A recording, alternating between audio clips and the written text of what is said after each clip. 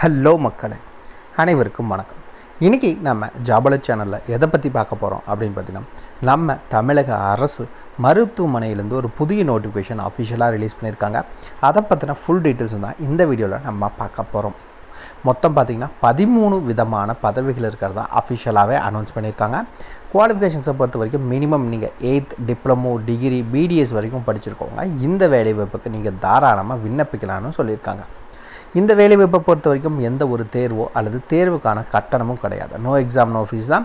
முழுக்க ஆட்களை நேரடி பணி நியமனம். ஓகேங்களா? இன்டர்வியூ மூலிமா மட்டும்தான் தேர்ந்தெடுக்க போகிறாங்க. எந்த ஒரு எழுத்து தேர்வும் இந்த வேலைவாய்ப்புக்கு கிடையாது.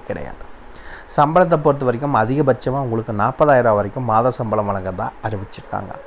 இந்த வேலைவாய்ப்புக்கு நீங்கள் விண்ணப்பிக்க வேண்டிய கடைசி தேதி 27/2/2024 தான். இந்த வேலைவாய்ப்புக்கு நீங்கள் விண்ணப்பிக்க வேண்டிய லாஸ்ட் டேட். அதுக்கு மேலே போச்சு அப்படின்னா வர அப்ளிகேஷன் ஃபார்ம் அக்செப்ட் பண்ண மாட்டாங்க, ரிஜெக்ட் பண்ணிடுவாங்க. ஸோ அதுக்கு முன்னாடி நீங்கள் எவ்வளோ சீக்கிரம் அப்ளை பண்ண முடியுமோ அப்ளை பண்ணிக்கோங்க. இந்த வேலைவாய்ப்பை பொறுத்த வரைக்கும் தகுதி விருப்பம் இருக்க ஆண் பெண் இருபாலருமே நீங்கள் அப்ளை பண்ணுறதுக்கு எலிஜிபிள் தான். ஸோ எல்லாருமே அப்ளை பண்ணிக்கோங்க. இதுக்கு யாரெல்லாம் விண்ணப்பிக்கலாம், எப்படி விண்ணப்பிக்கலாம்னு போன்ற முழு தகவலை தெரிஞ்சுக்கிறதுக்கு முன்னாடி இன்னும் நம்ம ஜாபல சேனலை சப்ஸ்கிரைப் பண்ணாதவங்க மறக்காமல் சப்ஸ்கிரைப் பண்ணுங்கள். இந்த வீடியோவுக்கு மறக்காமல் ஒரு லைக் கொடுங்க. நீங்கள் கொடுக்குற ஒவ்வொரு லைக்கும் எங்களுக்கு அடுத்த வீடியோ போட ரொம்பவே மோட்டிவேட்டாக இருக்கும். இந்த வீடியோ டிஸ்கிரிப்ஷனில் நம்ம டெலிகிராம் குரூப் மற்றும் வாட்ஸ்அப் குரூப்போட லிங்க் இருக்குது. இன்னும் ஜாயின் பண்ணாதவங்க கட்டாயம் ஜாயின் பண்ணிக்கோங்க. அப்போ தான் உங்கள் மாவட்டங்களில் வர வேலை வாய்ப்புகளை உடனுக்குடன் உங்களால் தெரிஞ்சுக்க முடியும். அதே வீடியோ டிஸ்கிரிப்ஷனில் இந்த வேலை வாய்ப்புக்கான அஃபிஷியல் நோட்டிஃபிகேஷன் லிங்க்கும் ப்ரொவைட் பண்ணியிருக்கோம். மறக்காமல் உள்ளே போங்க, கிளியராக படிங்க, அதுக்கப்புறமா அப்ளை பண்ணுங்கள். என்றைக்கும் படித்து பார்க்காம அப்ளை பண்ணாதீங்க. வாங்க உள்ளே போய் முழு தகவல் என்னங்கிறத பார்க்கலாம்.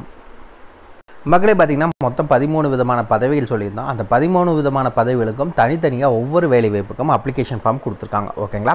அந்த அப்ளிகேஷன் ஃபார்மை எப்படி ஃபில் பண்ணுறதுங்க பார்க்கலாம். ஃபஸ்ட் எடுத்தோடனே இந்த இடத்துல பார்த்திங்கன்னா உங்களுடைய photo, recent passport size photo அப்படிங்கிறத ஒட்டிக்கோங்க.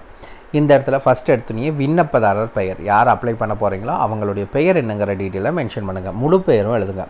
இந்த இடத்துல தகப்பனார் அல்லது கணவர் பெயர், யார் பெயரை மென்ஷன் பண்ணணும்னு நினைக்கிறீங்களோ அவங்க பெயரை மென்ஷன் பண்ணிக்கோங்க.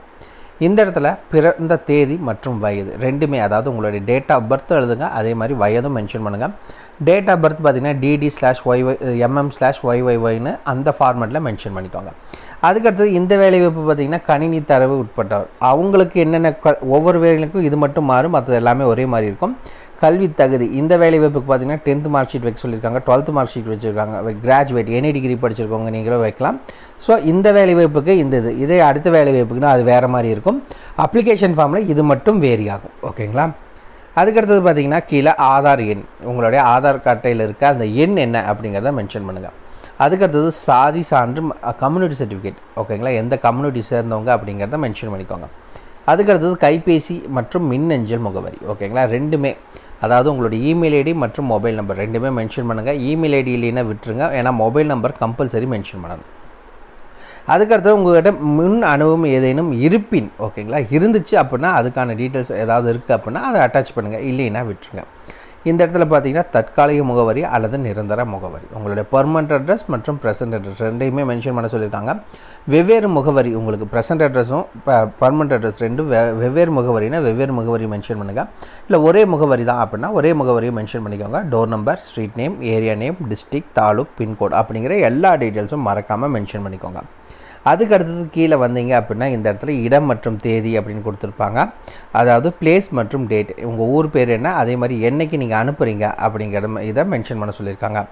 இந்த இடத்துல விண்ணப்பதாரர் கையொப்பம், ஓகேங்களா, மறக்காமல் உங்கள் சிக்னேச்சரை போட்டு அனுப்புங்க. கீழே குறிப்புன்னு கொடுத்துருக்காங்க. என்ன சொல்லியிருக்காங்க அப்படின்னு பார்த்தீங்கன்னா, விண்ணப்பதாரர் சமீபத்திய புகைப்படத்துடன் மேற்காணும் விண்ணப்ப படிவத்தை பூர்த்தி செய்து அத்துடன் சுய சான்றிதழ்மிட்ட சான்றிதழ் நகல்களை இணைக்கப்பட வேண்டும். அதாவது மேலே எல்லா டீட்டெயில்ஸும் மென்ஷன் பண்ணி ஃபோட்டோ ஒட்டிக்கோங்க. கீழே மறக்காமல் கையெழுத்தும் போட்டுட்டு இது கூட வச்சு அனுப்புகிற எல்லா டாக்குமெண்ட்ஸ்லையும் மறக்காமல் உங்கள் செல்ஃப் அட்டஸ்டட், அதாவது உங்களோட சைனை போட்டு தான் அனுப்பணும்னு சொல்லியிருக்காங்க. அதுக்கு அடுத்தது என்ன சொல்லியிருக்காங்கன்னு பார்த்தீங்கன்னா, நேர்காணலின் போது அசல் ஆவணங்கள் சமர்ப்பிக்க வேண்டும். இன்டர்வியூ அப்போ நீங்கள் போகிறப்ப மறக்காமல் உங்களோட ஒரிஜினல் டாக்குமெண்ட்ஸ் எல்லாம் எடுத்துகிட்டு போங்க. ஏன்னா இதில் என்னென்ன மென்ஷன் பண்ணியிருக்கீங்களோ அது எல்லாத்தையுமே நீங்கள் அங்கே வந்து சப்மிட் பண்ணணும்னு சொல்லியிருக்காங்க. அவ்வளோதான் அஃபிஷியல் அப்ளிகேஷன் ஃபார்ம். ஒவ்வொரு வேலை வாய்ப்புக்கும் ஒவ்வொரு அப்ளிகேஷன் ஃபார்ம் கொடுத்துருக்காங்க. அதுக்கு மேலே அப்படியே போனீங்க அப்படின்னா உங்களுக்கான அஃபிஷியல் நோட்டிஃபிகேஷன் இதுதான். ஓகேங்களா? என்னென்ன வேலை வாய்ப்புகள் இருக்குது அப்படிங்கிறத பார்த்துடலாம். ஃபஸ்ட்டு பல் மருத்துவர், டென்டல் அசிஸ்டண்ட்டுக்கு பிடிஎஸ் படித்தவங்க அப்ளை பண்ணிக்கலாம். 34,000 ரூபாய் உங்களுக்கு சம்பளம். மேக்ஸிமம் 45 வயதுக்குள்ளே இருக்கவங்க அப்ளை பண்ணலாம். பல் மருத்துவ உதவியாளர் டென்டல் அசிஸ்டன்ட் 10th பாஸ் பண்ணிக்கணும். டென்டல் சர்ஜனாக எக்ஸ்பீரியன்ஸ் இருந்துச்சுன்னா போதும். 13,800 ரூபா சம்பளம். இந்த வேலைவாய்ப்புக்கு பார்த்தீங்கன்னா ஓசினா மேக்ஸிமம் 32, ஓபிசினா மேக்ஸிமம் 34, எஸ்சி எஸ்டினா 37 வயது வரைக்கும் இருக்கவங்க அப்ளை பண்ணிக்கலாம். கணினி தரவு உள்ளட்டவர் அப்படின்னா டேட்டா என்ட்ரி ஆப்ரேட்டருக்கு கம்ப்யூட்டர் கிராஜுவேட் படிச்சிருந்தாலும் சரி, இல்லை எனி டிகிரி முடிச்சுட்டு நீங்கள் டிப்ளமோ கம்ப்யூட்டர் அப்ளிகேஷன் படிச்சிருந்தாலும் சரி நீங்கள் அப்ளை பண்ணிக்கலாம். 13,500 ரூபா சம்பளம். மேக்ஸிமம் 35 வயதுக்குள்ள இருக்கவங்க அப்ளை பண்ணலாம். வாகன தொலகுவர் அது அப்படின்னு பார்த்தீங்கன்னா வேன் கிளீனர், ஓகேங்களா. கிளீனருக்கான வேலைவாய்ப்பு எழுத படிக்க தெரிஞ்சுதான் போதும். தமிழில் 8,500 ரூபா சம்பளம். ஓபிசினா 32 வயது, ஓசினா 32 வயது, ஓபிசினா 34, எஸ்சி எஸ்டினா 37 வயதுக்குள்ள இருக்கவங்க அப்ளை பண்ணிக்கலாம். அதுக்கடுத்து பார்த்திங்கன்னா மாவட்ட தரவு ஆலோசகர், அதாவது டிஸ்ட்ரிக்ட் குவாலிட்டி அசிஸ்டன்ட். இந்த வேலைவாய்ப்புக்கு பார்த்திங்கன்னா நீங்கள் போஸ்ட் கிராஜுவேட் முடிச்சிருக்கோம். Hospital administration, public health management படித்தவங்க அப்ளை பண்ணலாம். மேக்ஸிமம் 40,000 ரூபா உங்களுக்கு சம்பளம். 45 வயதுக்குள்ள இருக்கவங்க அப்ளை பண்ணலாம். ஊர்தி ஓட்டுநர், அதாவது வேன் டிரைவருக்கு பார்த்திங்கன்னா 8வது பாஸ் பண்ணியிருக்கணும். கனரக ஓட்டுநர் உரிமம், ஓகேங்களா. அதாவது ஹெவி டிரைவிங் லைசன்ஸ் இருக்கணும். 2 வருஷம் எக்ஸ்பீரியன்ஸ் வேணும். 13,500 ரூபா சம்பளம். ஓசி கேட்டகரினா 32 வயதுக்குள்ளே இருக்கணும். ஓபிசினா 34, எஸ்சி எஸ்டினா 37 வயதுக்குள்ளே இருக்கவங்க அப்ளை பண்ணிக்கலாம். அதுக்கடுத்து ஆய்வக நுட்ப நிலை, இது பார்த்திங்கன்னா லெபார்ட்ரி அசிஸ்டன்ட். இந்த வேலைவாய்ப்பு லெபார்ட்ரி டெக்னீஷியனுக்கான வேலைவாய்ப்பு. இதுக்கு நீங்கள் டிஎம்எல்டி படிச்சிருக்கீங்களோ இல்லை லெபார்ட்ரி டெக்னாலஜிக்கு சர்டிஃபிகேட் வாங்கியிருந்தாலும் சரி 13,000 ரூபா சம்பளம். ஓசி கேட்டகரினா 32, ஓபிசினா 34, எஸ்சி எஸ்டினா 37 வயது வரைக்கும் அப்ளை பண்ணிக்கலாம். வட்டார கணக்கு உதவியாளர், அதாவது பிளாக் அக்கௌண்ட்ஸ் அசிஸ்டன்ட். இந்த வேலைவாய்ப்புக்கு பார்த்திங்கன்னா பிகாம் டிகிரி முடிச்சிருக்கணும். கூடவே கம்ப்யூட்டர் நாலேஜ் வித் டேலி இருந்துச்சுன்னா ஓகேன்னு சொல்லியிருக்காங்க. 16,000 ரூபா சம்பளம். மேக்ஸிமம் 35 வயதுக்குள்ள இருக்கவங்க அப்ளை பண்ணிக்கலாம். ஆய்வக உதவியாளர், அதாவது லேப் அசிஸ்டண்ட்டுக்கான வேலைவாய்ப்பு. 8வது பாஸ் பண்ணியிருந்தால் போதும்னு சொல்லியிருக்காங்க. 8,500 ரூபா சம்பளம். மேக்ஸிமம் 30 வயதுக்குள்ள இருக்கிறாங்க அப்ளை பண்ணிக்கலாம்.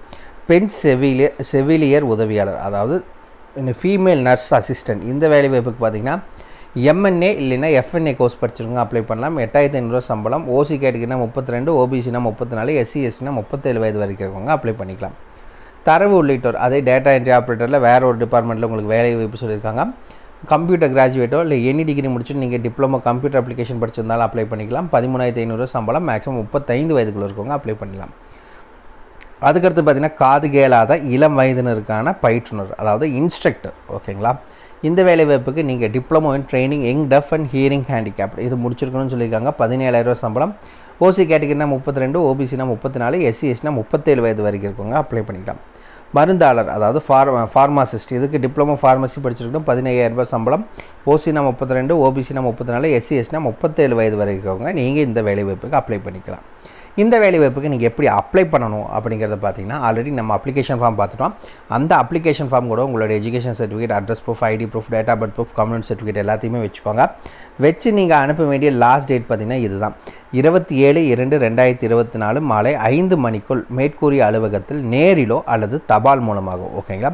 ஒன்று டேரெக்டாக கொண்டு போய் சப்மிட் பண்ணுங்கள், இல்லைன்னா நீங்கள் தபால் மூலிமா சப்மிட் பண்ணலாம் அப்படிங்கிறத சொல்லியிருக்காங்க.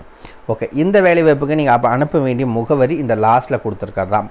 நிர்வாக செயலாளர், மாவட்ட நலவாழ்வு சங்கம், துணை இயக்குனர், சுகாதார பணிகள் அலுவலகம், மாப்பிள்ளையூராணி, தூத்துக்குடி 628002. இந்த அட்ரஸுக்கு நீங்கள் தபால் மூலிமாவோ இல்லை நேரடியாகவோ போய் சப்மிட் பண்ணலாம் அப்படிங்கிறத அஃபிஷியலாக அனௌன்ஸ் பண்ணியிருக்காங்க. வீடியோ டிஸ்கிரிப்ஷனில் அஃபிஷியல் நோட்டிஃபிகேஷன் மற்றும் அப்ளிகேஷன் ஃபார்ம் ஒன்று தான். நம்ம வெப்சைட் லிங்க் கொடுத்துருக்கோம். உள்ளே போனீங்கன்னா நீங்கள் இதை ஃப்ரீயாகவே டவுன்லோட் பண்ணிக்கலாம். பிரிண்ட் அவுட் எடுத்து நீங்கள் அப்ளை பண்ணிக்கலாம். அவ்வளோதான் மக்களே, இதுக்கான ஃபுல் டீட்டெயில்ஸும் வீடியோ டிஸ்கிரிப்ஷன் லிங்க் கொடுத்துருக்கோம். மறக்காமல் செக் பண்ணிக்கோங்க. ஏதாவது டவுட் இருக்குன்னா கீழே கமெண்ட் பாக்ஸில் கமெண்ட் பண்ணுங்கள், நான் என்னங்கிறத கிளாரிஃபை பண்ணுறேன். இந்த வீடியோ பிடிச்சிருந்தா மறக்காம ஒரு லைக் கொடுங்க. இது உங்கள் நண்பருக்கு யூஸ்ஃபுல்லாக கட்டாயம் ஷேர் பண்ணுங்கள். நாளைக்கு உங்களை நான் வேறு சூப்பரான வீடியோ மூலியம் சந்திக்கிறேன். மிக்க நன்றி.